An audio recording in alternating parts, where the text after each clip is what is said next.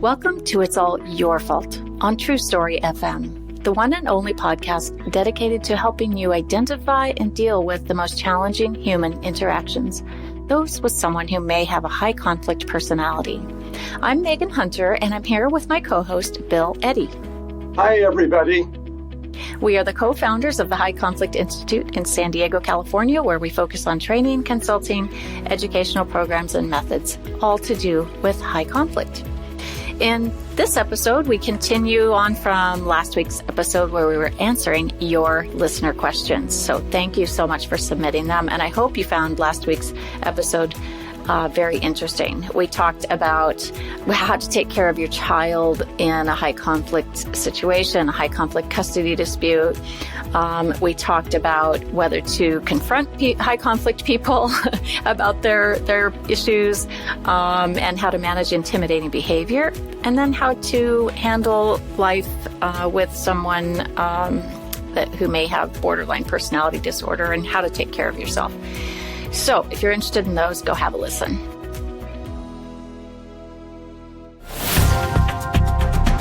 So in today's episode, we're going to take a question about mediation to start off. I am a family mediator in Nashville, Tennessee, and I've just found your podcast and so grateful for the information you're sharing. My practice focuses on keeping people out of court, which we love, right, Bill?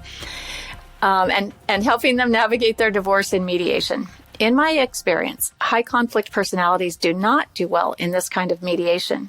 It's as if they need the authority of a lawyer or even a judge to bring their expectations and demand into the realm of reality. They often shoot themselves in the foot as well.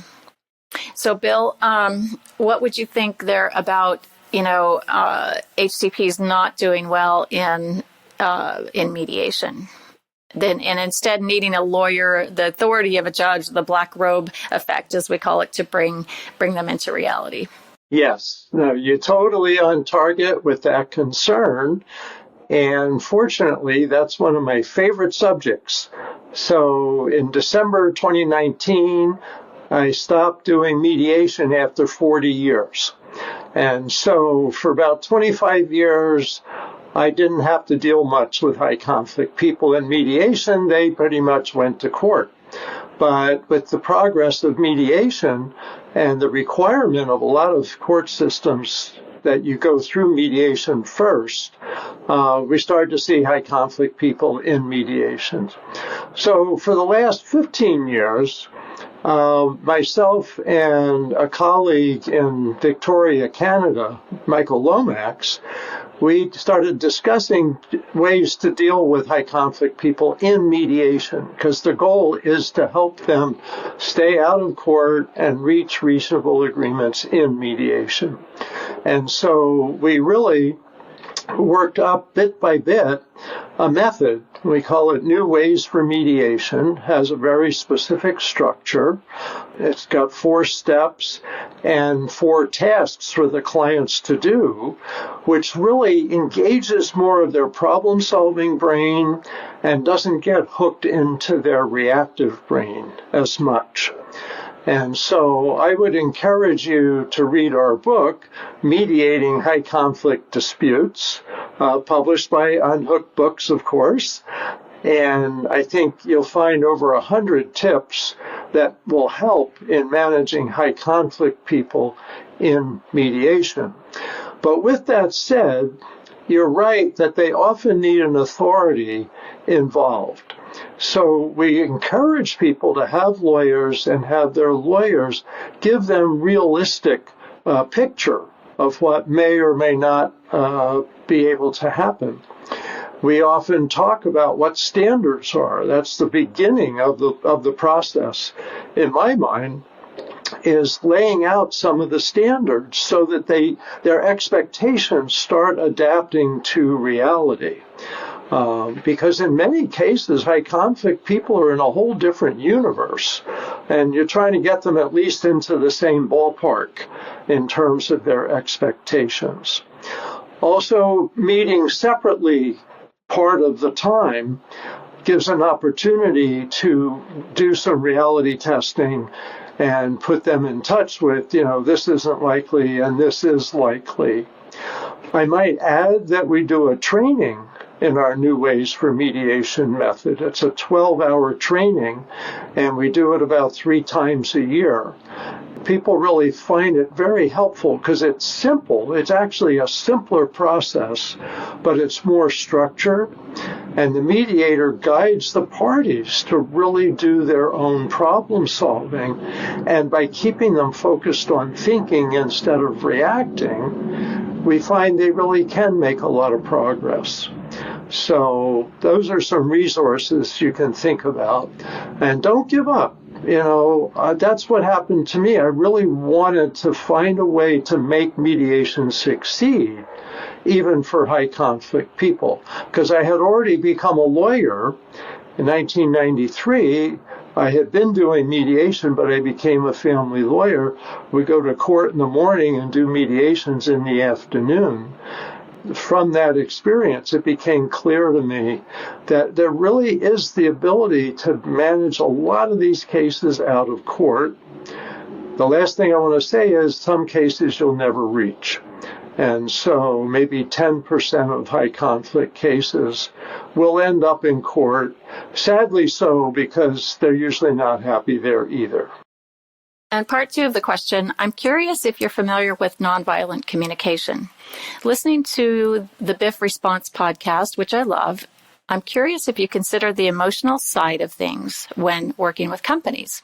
I've found that empathy can mitigate emotional triggers so people can deliver BIFF responses. Until and unless people get empathy, they may not be able to BIFF it. Yeah, well, let me start with Marshall Rosenberg, I think it is, with nonviolent communication. Great stuff. It's all good. I think the thing that we do that's different is we really try to steer people away from the emotional side of things. Because what we find with personality disorders especially, but the overlap with high conflict people is significant, is that they don't grieve and heal losses the way most people do. And that means they have a reservoir of unresolved emotional pain. And so when we focus on emotions with them, for example, like transformative mediation, the nonviolent communication, etc., is it explodes. And therapists for years are trying to help people work through their feelings when you find out that people with personality disorders don't work through their feelings, that they stay stuck. And so I know people that have been in therapy like 15 years talking about their feelings, and then like they learn DBT, like for borderline personality disorder, which focused on skills and how to manage the coming week, and suddenly did a whole lot better. So with reasonable people, emotions are a great thing to consider, and you can work through emotions. With high conflict people, we found from experience that they have more success focusing on thinking and doing and trying to not get focused on the emotions. Unless they're in therapy and the therapist is trained in personality disorders, then they may be able to make progress and somehow grow the diagnosis. But in a conflict situation especially, focusing on the emotions with high conflict people tends to backfire. Yeah, and then it's just off and running because someone else will get triggered, and as professionals, you're trying to help your client or customers, whoever you're working with, get from A to Z and out the door, right? Very peacefully and with some success. And if you go down an emotional road, it's likely to sabotage that success. You just can't do it the way you do with everyone else. There's one more thing I realized I want to add is we don't ignore emotions. We acknowledge emotions and then focus on what to do. So that's why your statements work. So people say, I can empathize. I know this is a hard situation. Now let's look at our choices so that you don't ignore emotions, but you don't open them up. You acknowledge them and move away. So I want to make sure that was clarified. Yeah, I think that is confusing for folks. It seems, it's not that we never talk about emotions. We're addressing them in the way that they need them addressed. Yeah. Okay, next question. Do you often see high conflict with antisocial personality disorder in multiple generations? Which I know you're laughing, Bill, because, we talk about this a lot, that antisocial seems to have the highest level of genetic transference from one generation to the next. Exactly.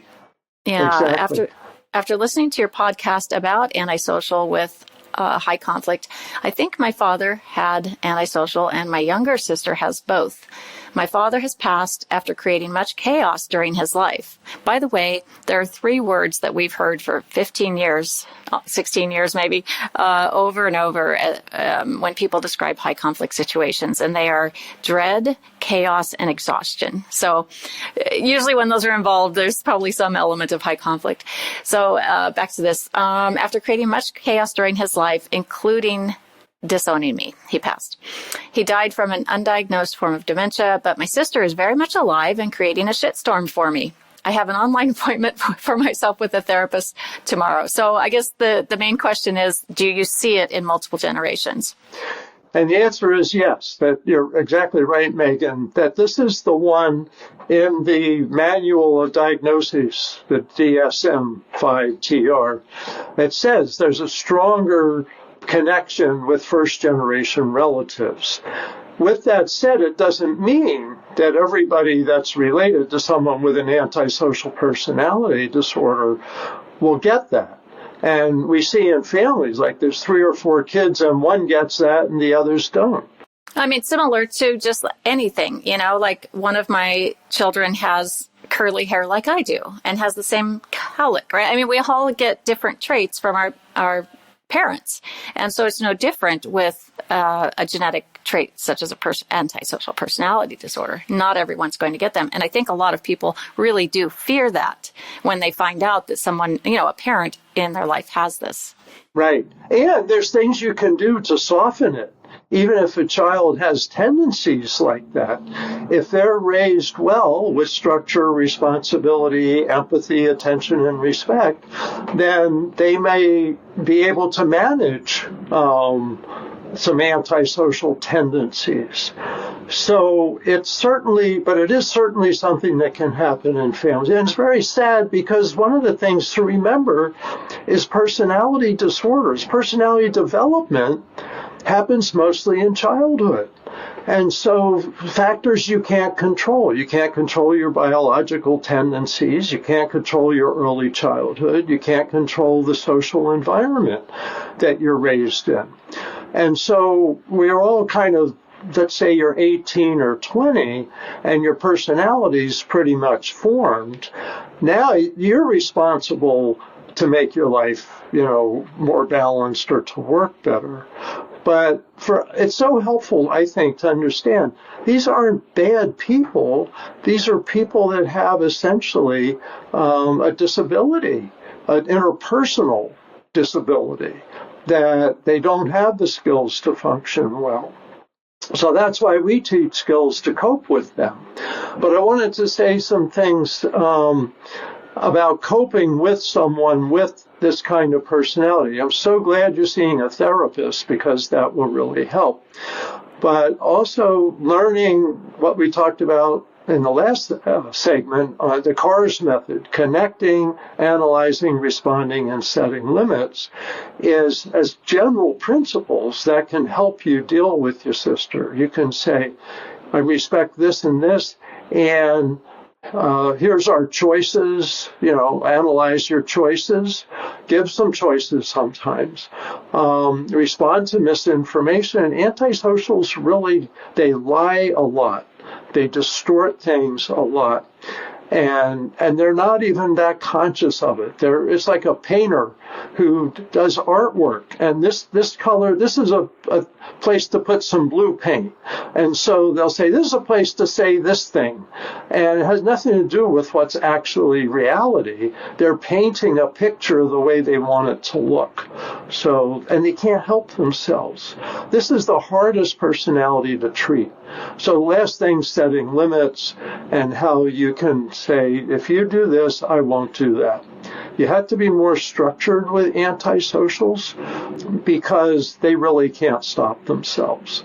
And sometimes you have to diminish the relationship or move away and not have a relationship. And that's sad. And we see that in some families where people got healthy once they got away from the high conflict people in their family. So we're not saying that's the right choice, but that's one of the choices.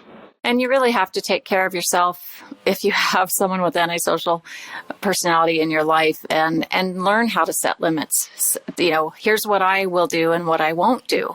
And like you just said, Bill, they have to have that from the outside. They may not like it, and you may be very afraid to set limits with them, but it's necessary if you're going to be around this individual, right? Yeah.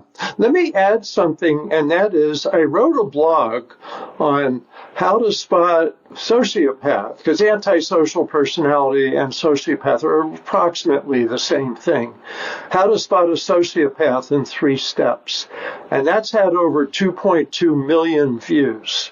Is that on your Psychology Today blog? Yeah, psychologytoday.com, and you can find it. I'll put the link in the show notes. Yeah. And so it's just, this is such an important topic that people don't understand, that people get conned all the time. Antisocials are con artists. If you're dealing with one, they're going to con all the people around you that it's your fault, instead of taking responsibility for their own behavior. And people have to realize that, and realize that if there's a situation and somebody's pointing fingers, you need to consider maybe it's true, maybe it's the person pointing fingers, because antisocials really point fingers a lot. Yeah, they do. A lot of deflection, point and finger pointing. So, okay, good. These are a couple of really great questions, and we'll have more questions in the next episode that we'll answer. And I really hope, and I know Bill feels the same, we hope that this is helpful to all of our listeners.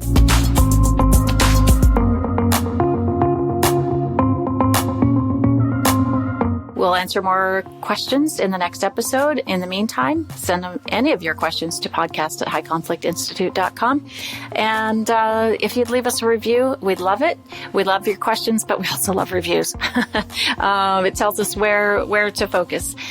So until next week, be kind to yourself, keep learning the skills, understanding high conflict, and we'll all keep striving toward the missing piece. It's All Your Fault is a production of True Story FM. Engineering by Andy Nelson. Music by Wolf Samuels, John Coggins, and Ziv Moran. Find the show notes, and transcripts at truestory.fm or highconflictinstitute.com/podcast. If your podcast app allows ratings and reviews, please consider doing that for our show.